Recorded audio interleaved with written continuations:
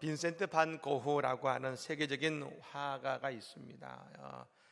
너무나 유명한 화가입니다만 원래 이 화가는 이 목회자가 되기 위해서 신학을 공부하던 신학도였습니다.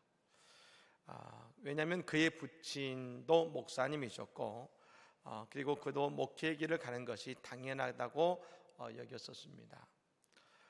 그런데 신학교에 들어갔지만 뜻대로 공부가 되지 않고 고통스럽게만 느껴졌었습니다.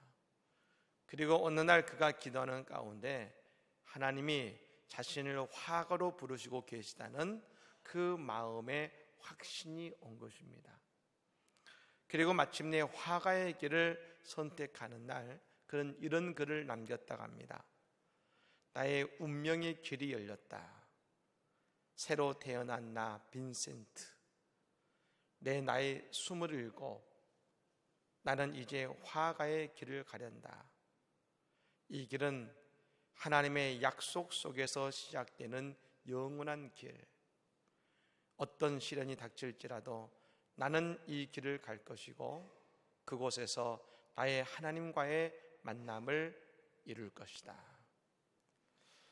빈센트 반 고흐는 그림 속에서 하나님의 부르심을 받았고 그 길 속에서 하나님께 쓰임받는 사람이 된 것입니다. 오늘 이 21일 특별 새벽 기도를 이제 우리는 약속의 땅, 축복의 땅을 향한 믿음의 여정을 시작할 것입니다. 이 21일 동안 우리의 소명이 드러나고 우리가 잊고 있었던 그리고 우리가 가기 원했던 그 약속의 땅으로 우리의 발걸음을 인도하시는 위대한 영적인 출애굽과 더불어 약속의 땅을 얻는 시간이 될 것입니다. 이 21일 동안 우리의 기도는 응답받고 우리의 문은 열리고 우리를 향한 하나님의 계획이 성취되는 복된 시간이 되기를 주님의 이름으로 축원합니다. 출애굽기의 시작은 이스라엘 백성들의 번성함으로 시작합니다. 생육하고 불어나 번성하고 매우 강하여 온 땅에 가득하게 되었더라. 이것이 출애굽기 시작의 이스라엘 백성들의 상태였습니다. 우리는 여기서 중요한 한 가지 사실을 알 수가 있습니다. 하나님의 택한 백성은 하나님께서 천지를 창조하신 이후에 주신 약속이 있죠. 한번 따라해 볼까요? 생육하고 번성하여 땅에 충만하라. 믿으십니까?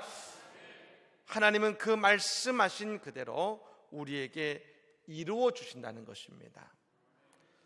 성경은 크게 세 부분으로 나눌 수 있습니다.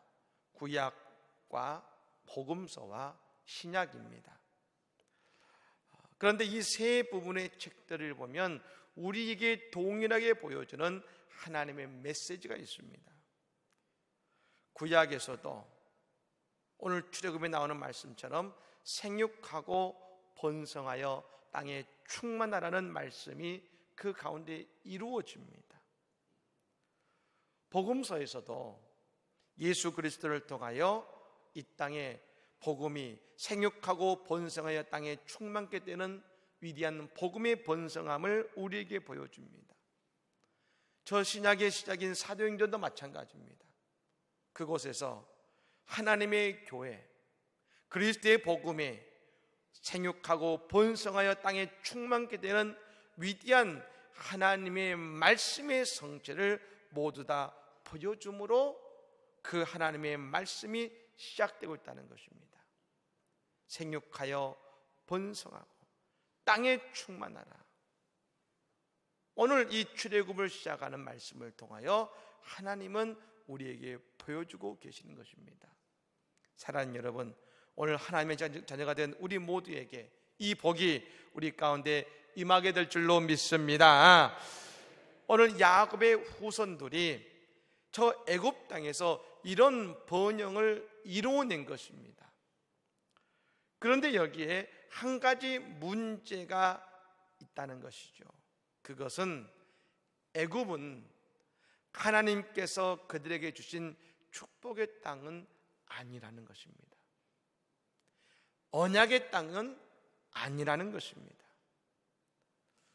야곱의 후손들은 모두 다 본래의 땅인 가나안으로, 저 아브라함이 그 땅을 밟고서 하나님께서 주신 땅이 된 저 가나안으로 돌아가야 된다는 것입니다.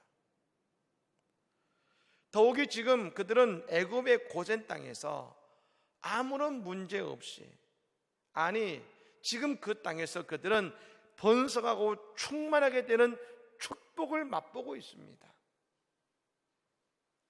그러니 그들은 결코 그 땅을 떠나고 싶지 않은 것입니다. 창세기 50장의 맨 마지막에 보면 요셉의 유언이 나옵니다. 요셉이 죽으면서 그들에게 후손에게 한 여러분 유언이 있습니다. 바로 아브라함과 이삭과 야곱의 땅으로 돌아가야 된다는 것입니다. 하지만 그 후손들은 잘되고 좋으니 돌아가고 싶지 않았습니다. 왜요? 여기가 좋사오니. 그렇다면 어떻게 해야 그들이 하나님의 약속의 땅, 하나님이 주신 그들의 진정한 축복의 땅으로, 아니 그 땅이 나중에는 우리의 영원한 생명을 주시는 예수 그리스도가 오시는 그 약속의 땅으로 돌아갈 수 있을까요? 그것은 그들이 그 땅에 느끼는 고통의 시간이, 다시금 그들이 하나님의 약속의 땅, 아브라함과 이삭과 야곱의 땅을 바라보게 하는 이유가 되었다는 것입니다. 저 애굽 땅에 여러분이 요셉을 알지 못하는 왕이 일어났다겠습니다. 여러분, 여기서 일어났다는 것은 새로운 왕조, 즉 새로운 왕이 세워지면서 이스라엘 자손들에게 고통을 주기 시작한 것입니다. 오늘 본문에 보면 그들은 이스라엘 자손들에게 무거운 짐을 지워 괴롭게 했다겠습니다. 그리고 이스라엘 백성들이 거주하는 그 고센 땅인 저 비돔과 람셋의 국고성, 즉 애굽의 물자를 저장하는 커다란 창고와 같은 성을 건축하게 만든 것입니다. 지금까지 이스라엘 백성들은 그저 잘되고 좋았습니다. 하지만 이제 이스라엘 백성들은 힘든 시간을 보내고 고통의 시간을 보냅니다. 그런데 여러분, 이 고통의 시간을 통해서 그들에게 일어나는 놀라운 변화가 생기기 시작합니다. 그들에게 소명이 깨달아지고 그들의 인생에 새로운 비전의 길을 바라보는 시간이 되기 시작했다는 것입니다. 그렇습니다. 때로 우리에게 다가오는 고통이 우리를 하나님의 약속의 땅으로 이끄는 초청장이 되기도 하는 것입니다. 사도행전에서 하나님께서 예루살렘 교회를 축복하셨습니다. 부흥케 하셨습니다. 그런데 그 초대교회 예루살렘 교회는 하나님의 사명을 잊고 있었습니다. 그곳에서 부흥과 번성이 일어나자 그들은 그저 여기가 좋사오냐며 예루살렘 교회에 머물러 있었습니다. 그들은 예수님이 주신 마지막 사명, 예루살렘과 온 유대와 사마리아와 땅끝까지 이르러 내 증인이 되라는 주님의 그 약속의 말씀을, 그들은 그 사명을 잊고 있었습니다. 그러자 하나님은 예루살렘 교회를 흔드셨습니다. 박해라는 고통을 통해 그것을 흔드시자 그 결과 그리스도의 복음은 온 유다와 사마리아와 땅끝까지로 전파되기 시작했다는 것입니다. 여러분, 우리의 삶의 고통과 고난이 때로는 하나님의 축복의 여정의 첫 발걸음이 되게 하신다는 것입니다. 여러분, 그래서 성도들에게 고난은 위장된 축복이라 말하는 것입니다. 왜요? 때로 우리가 서 있는 그곳, 그리고 우리가 잘 되는 그곳이 진짜 축복의 땅이 아니기 때문입니다. 하나님은 우리에게 진정한 축복을 주시고자, 그 축복의 땅으로 인도하시고자 고통을 주기도 하시는 것이죠. 저 애굽 땅이 살기는 좋지만 그 땅은 우상의 땅입니다. 그 땅은 하나님을 예배하는 땅이 아니라 우상을 예배하는 땅입니다. 그래서 하나님은 약속의 백성에게 약속의 땅으로 가게 하고자 하시는 것입니다. 여러분, 약속의 백성은 약속의 땅에 거해야 되는 것입니다. 국민일보에 꽃을 든 남자 브랜드로 화장품 업계에 성공 신화를 쓴 강석창 회장님이 소개되었습니다. 여러분, 이 강석창 회장님은 지난 20년간 100억이 넘는 돈을 기부하셨다고 합니다. 그런데 그 회장님은 이런 고백을 합니다. 자신은 몸이 약해서 하나님을 만나게 되었다고 합니다.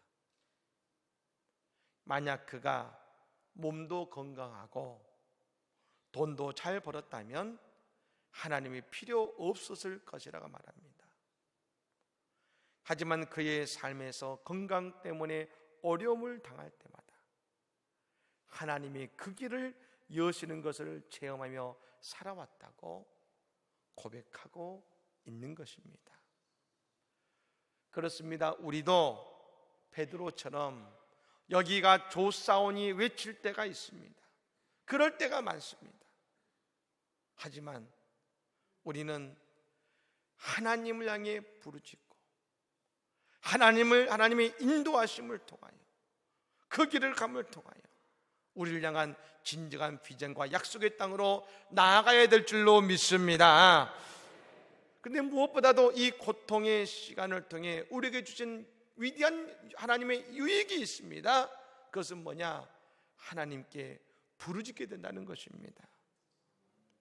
출애굽기 3장 7절의 말씀에 이런 말씀이 나옵니다. 여호와께서 이르시되 내가 애굽에 있는 내 백성의 고통을 분명히 보고 그들이 그들의 간독자로 말미암아 부르짖음을 듣고 그 근심을 알고 하셨습니다. 즉 여러분, 이스라엘 백성들이 언제 하나님께 부르짖어 기도했겠습니까? 하지만 그들이 하나님을 간절히 찾게 되고 하나님께 부르짖기 시작하게 될 때에 비로소 그 인생의 비전이 생기고 새로운 길이 열리게 된 줄로 믿습니다. 여러분, 부르짖는 기도하면 예레미야 33장 3절이 말씀이 유명합니다. 너는 내게 부르짖으라. 내가 내게 응답하겠고 내가 알지 못하는 크고 은밀한 일을 내게 보이리라. 여러분, 이 구절이 약속의 다이얼, 전화번호 아니겠습니까?